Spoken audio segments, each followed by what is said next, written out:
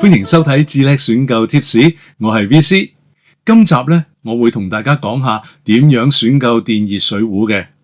嗱，咁市面上嘅售價咧就大約由港幣200蚊到1500蚊左右啦，而款式咧就係多達100款以上，咁就可以喺唔同嘅零售店啦或者網店咧都可以揾到嘅。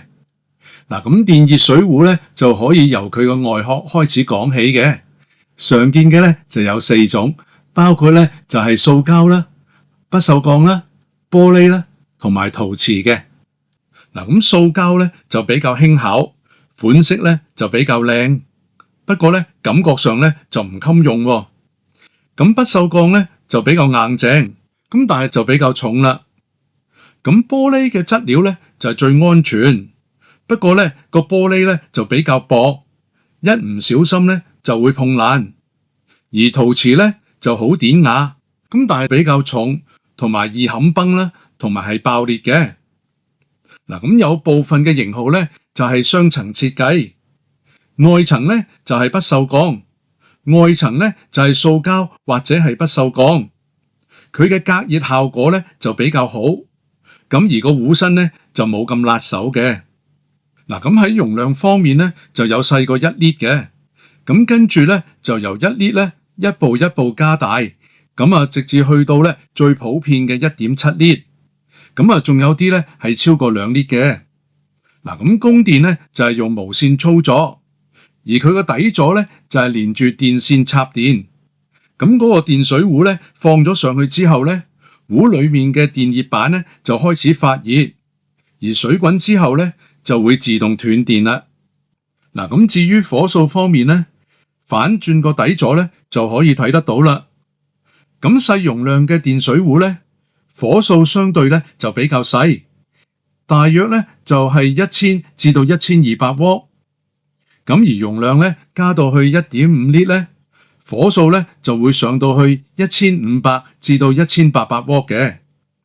咁輪到最普遍嘅 1.7 lit 啦，咁火數咧就會去到1800至到2200瓦。甚至乎咧就去到最高嘅2520至到3000瓦嘅。咁火數越大嘅話，水煲滾嘅時間就會越短，不過用電量咧就會多少少啦。嗱，咁大家咧可能有疑問啦，點解咧唔係固定嘅火數嘅？原因咧就係呢啲嘅電水壺咧係適用於香港嘅220瓦。咁跟住咧係上到去更高嘅240瓦嘅，例如就係英國嘅230瓦啦。嗱，咁當電壓咧係高啲嘅話，火數亦都會高啲。咁不過市面上咧的確係有一啲嘅型號咧係有固定嘅火數嘅。嗱，咁而功能方面咧，壺身大多數咧都有水位槍，方便咧就睇到佢嘅水量。有一啲嘅型號咧就係可以調節煲水嘅溫度或者係保溫嘅溫度，亦都有跳字顯示水溫同埋某一啲嘅功能，甚至咧係可以用 WiFi 連接手機咧去遙控操作嘅。咁究竟邊一款咧先至啱自己屋企用呢？咁就要睇下你嘅屋企同埋工人姐姐用電水壺嘅用途同埋習慣啦。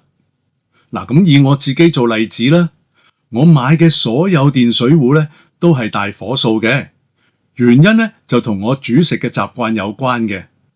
嗱，我咧就好中意煮麵啊、煮水餃啊，煮完之後咧仲要烚下菜啊，做下湯底嘅，來來回回咧就要用好多轉滾水嘅。咁比較起其他嘅方法咧，我就可以慳翻好多煲水嘅時間。嗱，咁今集嘅內容純粹用作參考，歡迎留言交流。喜歡呢條短片嘅朋友，請你俾個 like 我，同埋咧分享出去，順手撳埋個啷啷訂閱呢一條嘅頻道。我係 VC，我哋下集再見啦。